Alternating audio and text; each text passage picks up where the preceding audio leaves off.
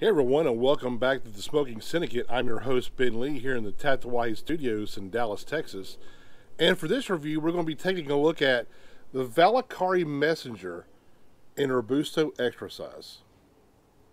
Stay tuned.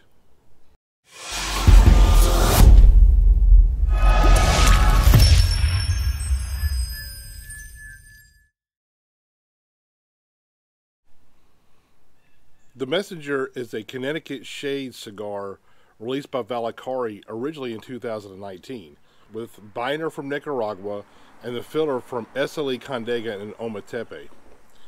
Now, the one that I chose to review is the Robusto extra size. Now, I'll have to kind of give this statement about this cigar. I actually helped pick the blend of this cigar. Several of y'all know that probably my favorite Connecticut cigar was the Balmoral Añejo XO Connecticut. I love that cigar. I smoked it every day for about 2 years.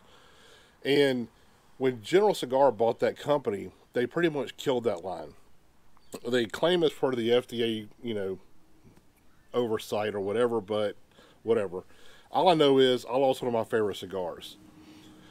Now, my good friend Nimr Ahmad, who owns Parkway Cigars in Tallahassee, Florida, was blending a new Connecticut for his line of Valacari cigars. So we got several different blends from different factories. I think he said it was over 96 different blends that we tried all together. And the Connecticut that we both liked the most was the Messenger, which is what this cigar is. So, as I review this, kind of keep that in mind if that matters to you or not. I'm still going to give, basically what I'm going to do is I'm going to rate this against, basically, although the Connecticut's on the market of the same type, and the Balmoral that I loved and all that. So, I'm not going to try to let this sway me that, I helped come up with this one, with this blend with this cigar in my review. But anyway, let's just take a look at this cigar. Nice golden hue to the wrapper. The foot there. It's a really beautiful looking cigar. Now, one of the things I liked about the cigar originally was it came in the Toro size was my favorite one, and the Churchill was amazing. But Nimr added this Robusto extra a little bit later on in the line, and this cigar is from April of 2020.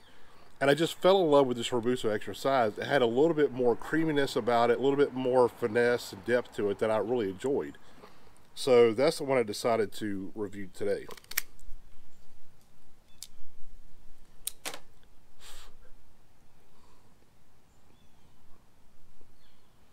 Perfect milkshake draw. And the notes that I get originally is a little bit of earthiness, but I get a lot of cedar, a hint of floral to it as well.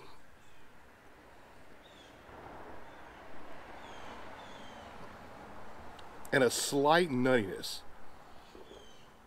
Anyway, I'm going to go ahead and light this up. I'll be back to let you know how it starts off.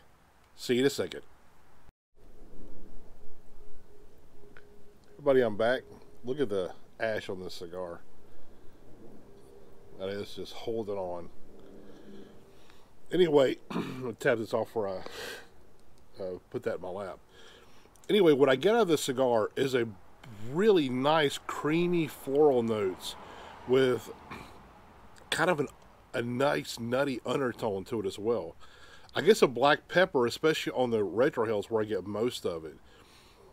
And I still get that hint of cedar. Really nice balanced cigar.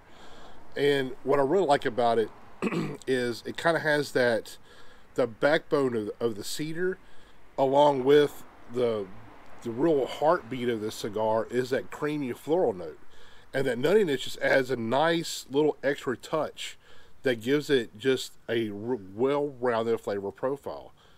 The cigar is really tasty. And that's kind of what I was looking for when I was picking the blend too, was something kind of in this realm. Kind of reminds me of several really good cigars on the market, like for one, the Balmoral Añejo XO Connecticut, the EPC New Way Reserva Connecticut, they're like the 601 Black, the original 601 Black, just all really outstanding Connecticut cigars. So it has that medium bodied, full flavor. It's not just your granddad's Connecticut. It's got a lot of flavor with a little bit of body to it with his Nicaraguan tobaccos. So overall, really good start to the cigar. I'm gonna go ahead and finish off the second third. I'll be back to let you know how it is. See you in a second. Hey everybody, I'm back. I'm at the end of the second third now, and the flavor profile is pretty much the same. The only difference now is that the creaminess has died down slightly, and the spiciness is kind of ramped up a little bit. I'm getting a little bit more of that black pepper spice. The cedar background is still there. I get more of that black pepper or the retrohale. Creamy, the floral note is still there, but I would say they've kind of dialed down a little bit. And I'm getting a little bit more of that nuttiness now, kind of that almondy flavor. It's really smoking really well. Yeah, I'll show you the burn line there. It looks really nice. Anyway, I'm gonna go ahead and finish this cigar off, and I'll be back to let you know my final conclusions. See you in a second.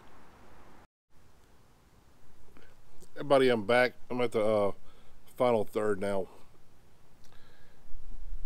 In the final third, I still got the same flavors, but it kind of developed a nice little, like a coffee bean bitterness at the final third. The creaminess, the cedar note, the floral notes, and also the nutty almond note that I got, they all kind of evened out at the very end with the addition of like that bitter coffee bean note. So it finished off a really nice cigar.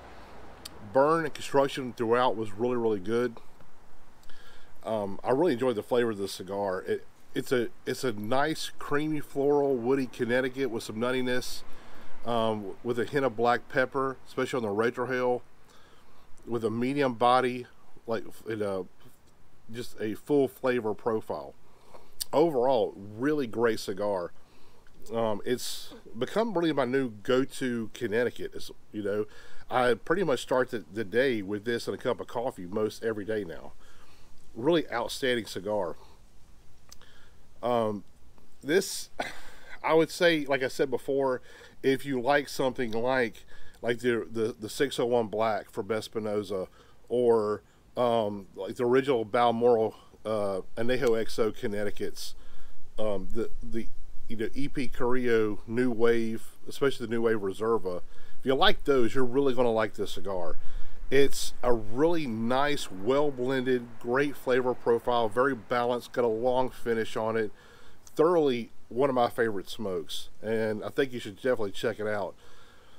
I'm going to rate this a 93, and keep in mind, I kind of helped pick this blend so it really matches with what I like in a Connecticut cigar. So it's going to rank high for me, but if you like the same type of Connecticut cigars that I do, I think this is one you definitely should check out. I'll leave like